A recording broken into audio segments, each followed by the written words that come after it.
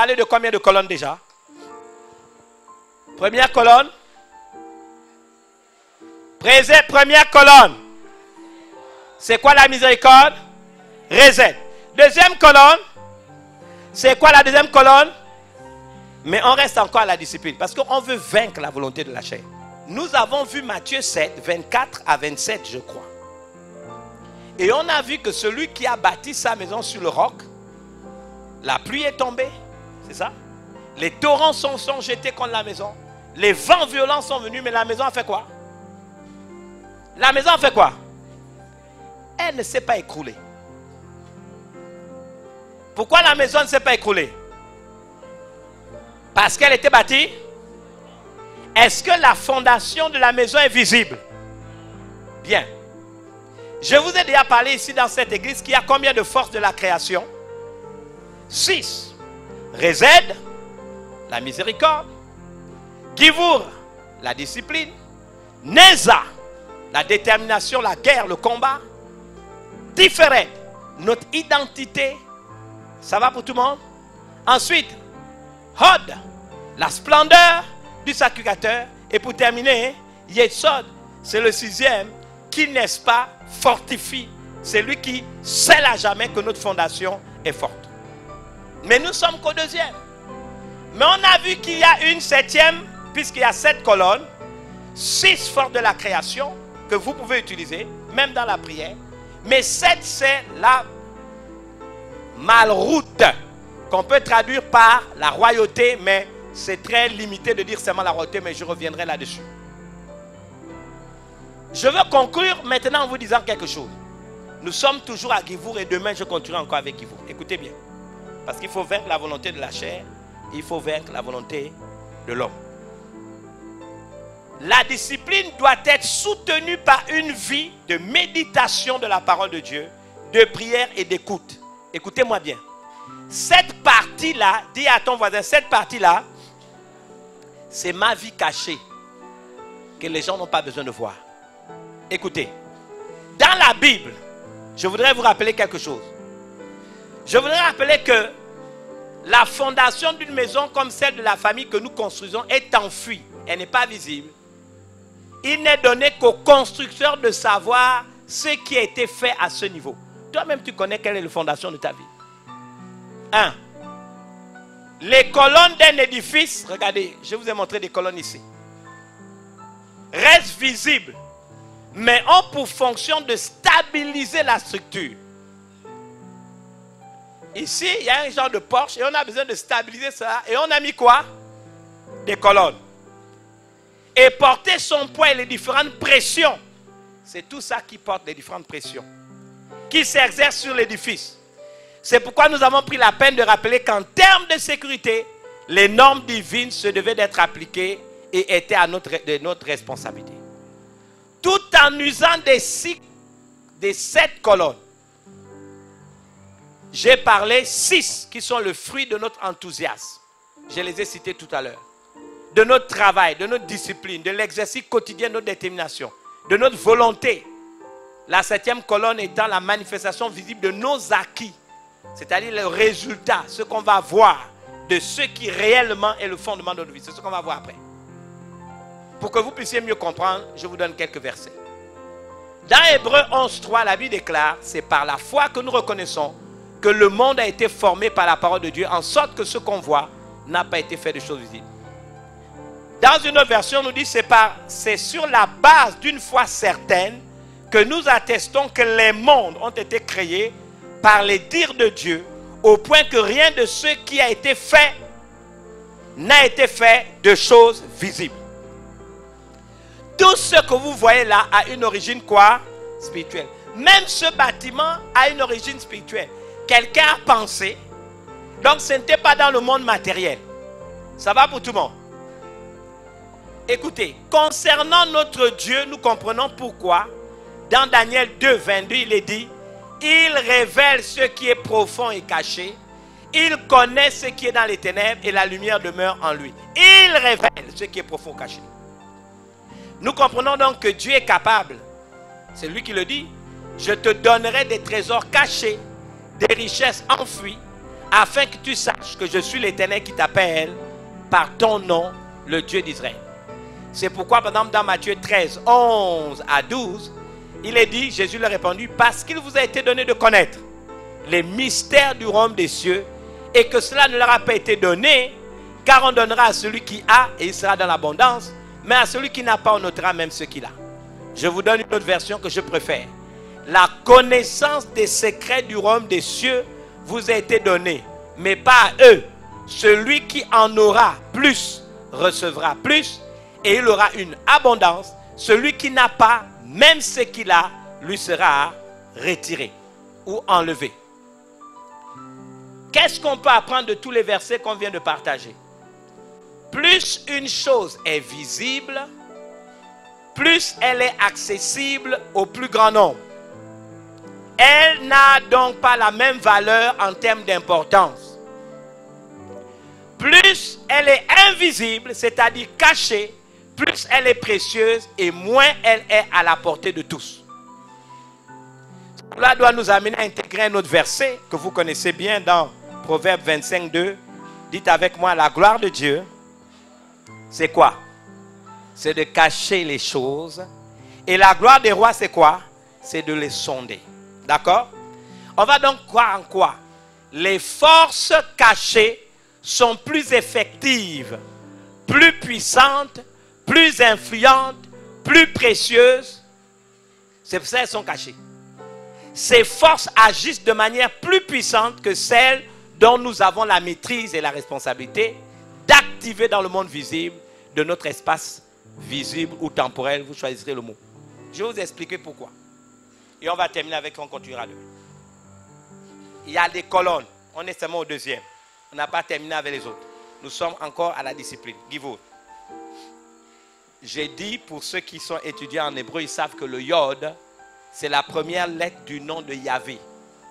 C'est yod, n'est-ce pas? He, vav, he, qui donne Yahvé.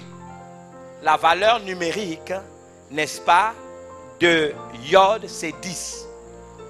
Donc, en réalité, Dieu a créé son monde avec 10 forces et pas 6 forces. Comment il a fait? Les forces visibles sont celles avec quoi vous et moi nous pouvons travailler. C'est avec ces 6 forces que le monde visible a été créé. Quand vous lisez le premier texte du texte, au commencement Dieu créa les cieux et la terre. N'est-ce pas? Bereshit bara, Bereshit bara Elohim Hashamaim, et Hashamaim ve et Araret. Je vous ai dit que Bereshit veut dire Barashit, ça veut dire créer en 6. Qu'est-ce qui a été créé avec les 6 forces? Donc vous et moi, nous pouvons utiliser. On en a déjà appris 2. C'est tout ce qui est lié au monde visible que vous et moi nous voyons. Mais nous oublions que les mondes prennent aussi le monde spirituel. Et quand vous lisez la Bible, dit au commencement Dieu créa les cieux, on ne dit plus rien sur les cieux. Et la terre. Donc quand c'est descendu, la terre, nous savons les forces qui ont été utilisées. Mais il y a 4 forces qui sont restées cachées. De la même manière que mon âme est cachée dans mon corps. Maintenant, je vous parle ici dans la discipline de quelque chose de très intéressant qu'on ne doit pas voir.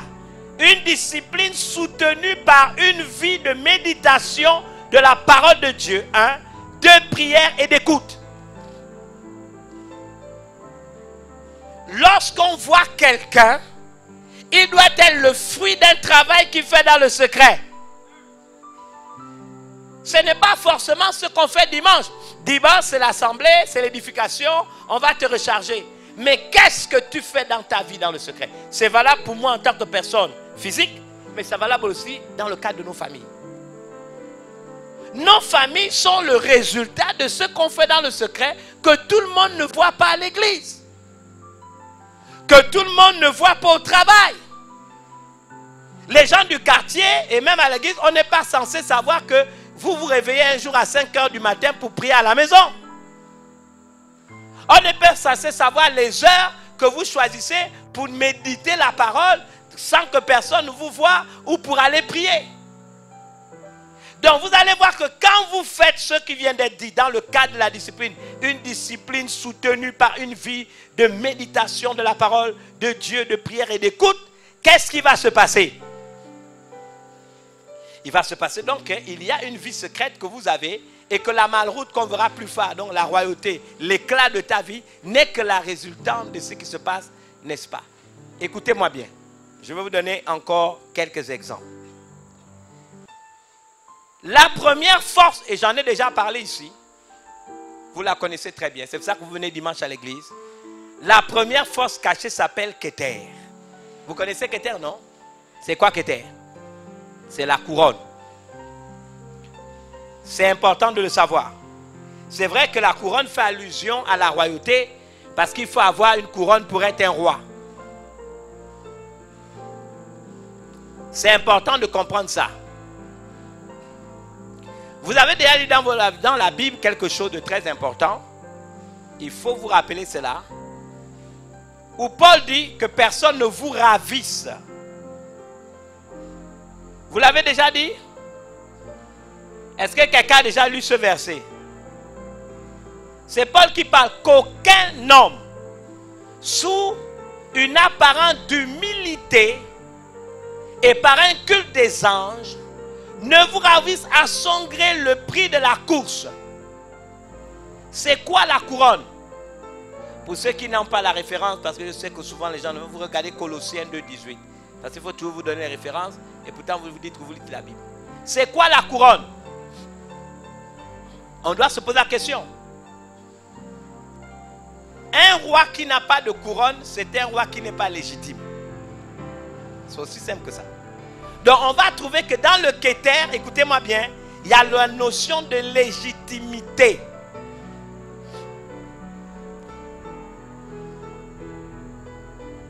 À celui qui nous aime, qui nous a délivrés de nos péchés par son sang et qui a fait de nous tous là un royaume de sacrificateurs. La bonne version dit un peuple de rois et de prêtres. Les deux. La royauté, c'est l'autorité dont nous sommes investis. C'est ce qu'il a appelé puissance dans Jean, chapitre 1 à partir du verset 12. Donc ça veut dire que quand j'ai accepté Jésus et que je suis devenu enfant de Dieu, la première chose, j'ai une couronne. Mais le problème, écoutez-moi bien, même si j'ai la couronne, est-ce que je suis légitime? Une autorité perdure dans le temps quand aussi c'est associé avec la légitimité. Et la légitimité, c'est quoi? Dans le domaine du pouvoir, c'est que le plus grand, c'est le serviteur. Maintenant, je parle aux chrétiens que vous êtes. Il t'a donné la couronne pour être son enfant. Il t'a donné la couronne pour être son digne représentant. Je te pose la question. Est-ce que tu la portes de manière légitime? Parce que quand tu viens dimanche faire le Keter, j'ai travaillé avec les 6 forces de la création tout au long de la semaine, dans la ligne linéaire. Maintenant, je reviens à Dieu. Quel est le but? C'est pour lui jeter ma couronne à ses pieds. Quelle est la valeur de la couronne que tu jettes à ses pieds? Quand il regarde la couronne que tu jettes, cette couronne est-elle flétrie? A-t-elle perdu ses pierres? Mais vous connaissez le texte qui parle de couronne dans la Bible. Permettez-moi de vous en parler. Quel est le travail que tu as fait? Parce que jeter la couronne au pied du Seigneur en revenant faire Keter dimanche veut dire que ta couronne a de la valeur. Bien aimé, chacun de nous a une couronne. Sur ces couronnes, il y a des pierres. Mais si le péché, la négligence, la paresse, le fait de marcher totalement aux antipodes de la vision de Dieu pour ta vie, marcher dans le péché, vivre dans le péché, dans la confusion, quand on vous dit de ne pas faire des choses, vous le faites de manière volontaire. Dites-moi quand vous faites Keter, quelle est la valeur de la couronne que vous jetez? Le problème n'est pas de venir seulement dire, on fait Keter, on jette la couronne. Est-ce que tu es dans la légitimité? Est-ce que cette couronne pèse et honore celui que tu adores en jetant la couronne à ses pieds? Il y a des gens, la couronne n'a plus de pierre. Il ne reste que l'ossature de la couronne. La couronne s'est rouillée. La couronne est cassée, brisée. Certains portent peut-être même une moitié de couronne. Et quand ils viennent faire Keter, c'est quelque chose qui n'a pas de la valeur. Qui t'a dit que faire Keter, c'est jeter n'importe quoi au pied du roi des rois, du Seigneur des seigneurs? La force qu'on appelle Keter, c'est une des forces cachées. On doit pouvoir la retrouver dans ta manière de vivre en secret avec Dieu. Je vous dis honnêtement, je vous laisse la question, je vais arrêter là. Est-ce que chez toi, oublie dimanche, oublie les réunions de l'église et de ton groupe, est-ce que tu lis toi-même la Bible? Parce que regardez, si je suis gabonais, je peux montrer que j'ai une carte d'identité, tu es d'accord? Je peux montrer que j'ai un passeport, je peux même montrer mon acte de naissance. Qu'est-ce qui prouve que tu es chrétien? Qu'est-ce qui prouve que tu es roi? On a vu que la gloire de Dieu est de cacher la chose. Mais la gloire des rois, c'est de les sonder. Nous sommes ces rois-là. Qu'est-ce qui prouve? Je veux te poser la question. Qu'est-ce que tu jettes au pied du Seigneur dimanche quand tu viens? Vous savez c'est quoi la louange? C'est ce qui est élogieux. C'est ce qui mérite d'être célébré. La louange, c'est quoi? C'est dire les hauts faits de Dieu. Bien-aimé, où est ton témoignage? 365 jours, tu n'es jamais venu sur l'autel pour témoigner que Dieu a fait quelque chose pour ta vie. Comment on peut vivre des vies chrétiennes ternes, mornes, sans couleur? Mais dimanche, on vient.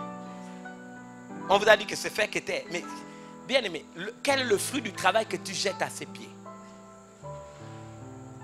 Keter, c'est une des forces invisibles.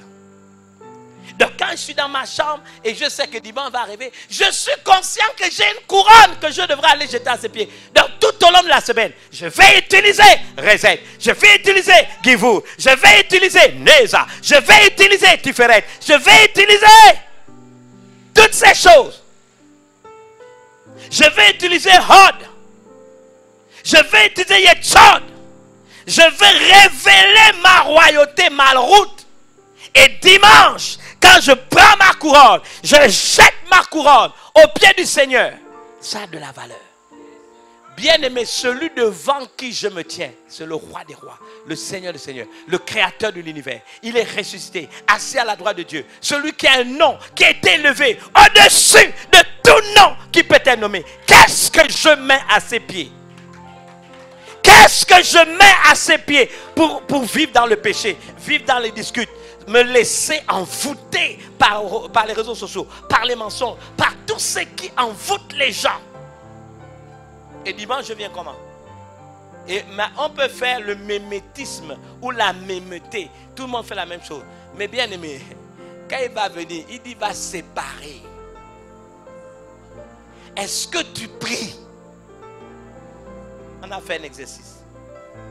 Je vous ai déjà dit que Jésus est en Gethsemane et il regarde ses disciples, il dort. Les gars sont affaiblis, les gens sont attristés. Ils ont même déjà chuté. Et c'est à des gens faibles qu'il a dit, vous ne pouvez même pas prier 1 heure. Des gens faibles. Donc si quelqu'un qui est faible doit au moins prier 1 heure, quelqu'un qui est normalement constitué doit prier combien d'heures? Celui qui vous parle, il y a des moments même ma bouche ne veut pas s'ouvrir pour prier. Donc je fais la guerre pour prier. Je sens la lourdeur, même le poids de l'âge. Bien aimé, est-ce que tu lis ta Bible? Est-ce que tu pries? Regardez, Dieu nous a donné 24 heures. Je termine avec. Quand tu fais une évaluation de ton temps, dis-moi la vérité. Est-ce qu'au moins 2h40, je ne parle pas de ce que tu es venu à l'église, que tu es venu travailler, que tu es venu... Non, je parle de seul avec Dieu. Quand tu fais l'entendre la journée, j'ai donné à Dieu mes 2h40 de dîme du temps. Et puis je lui ai donné peut-être les offrandes du temps. Ça fait 3 heures au minimum. C'est la raison pour laquelle M. Daniel priait 3 fois par jour. Pour que 3 heures, soit c'était sa dîme plus les offrandes. Et c'était un fonctionnaire qui travaillait. Parce qu'il travaillait dans le bureau de Nebun Koudoum Nassau. Je te laisse avec cette question. Quelle est la qualité de ta couronne? Ce soir, le travail, c'est aller nettoyer ta couronne. Si les pierres sont tombées, retrouve les pierres et remets-les. Je veux te donner des versets sur la couronne que tu vas lire et demander à Dieu de te faire grâce. Demander à Dieu de te pardonner toutes les fois que tu es venu au temple. Bien-aimé, je vous dis la vérité, les chrétiens sont devenus des comédiens. Et moi, je n'aime pas les shows, je n'aime pas le mensonge. Il faut qu'on soit honnête, il faut qu'on soit véridique. Nous ne pouvons plus continuer comme ça. Nous ne pouvons plus continuer. Si nous sommes chrétiens, bien-aimés, Jésus revient bientôt. Les anges ont commencé à humecter leurs lèvres. Ils ont déjà fait entendre les premières trompettes. Bien-aimés, vous notez 1 Corinthiens 9, 25. Tous ceux qui combattent s'imposent toute espèce d'abstinence. Est-ce que c'est vrai que c'est ça la discipline? C'est ça la discipline? Ils le font pour obtenir une couronne corruptible. Mais nous, dites avec moi, mais nous. Bien-aimés, ne m'offensez pas. Dites, mais nous, faisons-le pour une couronne incorruptible. Bien-aimés, on parle de notre couronne. Elle doit être incorruptible. Papa, tu ne peux pas amener à Dieu une couronne corruptible. Elle s'est rouillée, elle est cassée. Et puis tu viens dire, je fais que taire. Bien-aimé, non, ça ne se passe pas. Ce n'est pas parce qu'on te l'a enseigné que tu vas le faire comme ça. Ce n'est pas ça. Vous savez, j'ai lu un texte dans Ésaïe 28, 1 qui m'a choqué. Le verset commence par « Malheur à la couronne superbe des ivrognes d'Éphraïm ». Bien-aimé, c'est des enfants de Dieu, hein? Mais c'était des ivrognes. Et leur couronne était superbe. Je crois qu'elle était superbe, ça sentait le vin. Bien-aimé, même un ivrogne peut avoir une couronne. Mais il n'a plus la légitimité. C'est un roi par terre.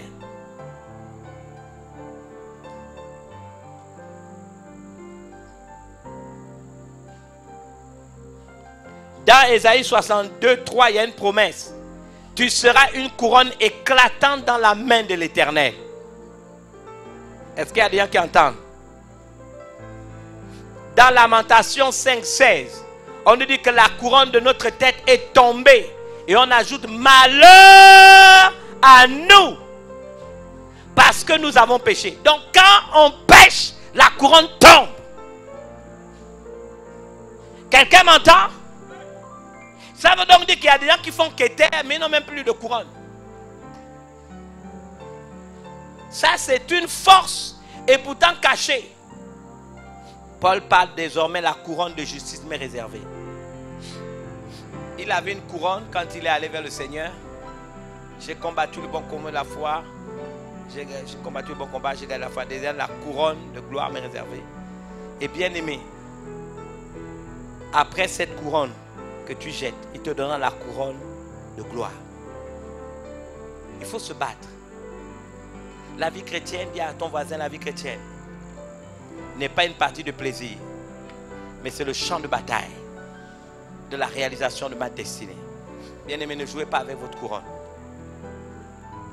Ce soir, le travail, c'est nettoyons nos couronnes, lavons-les, reprenons, n'est-ce pas, les pierres, les pépites, remettons-les dessus, les pierres qui ornent notre couronne. Revenons sur des fondamentaux. Acceptons qu'au-delà de ce qu'on fait à l'église, au-delà de ce qu'on fait en public, il y a des forces de la divine qui doivent travailler avec nous, qui soutiennent nos disciplines, parce qu'en bas, ce que les autres ne voient pas, on est un homme de prière, de méditation, d'écoute, alléluia, et d'obéissance.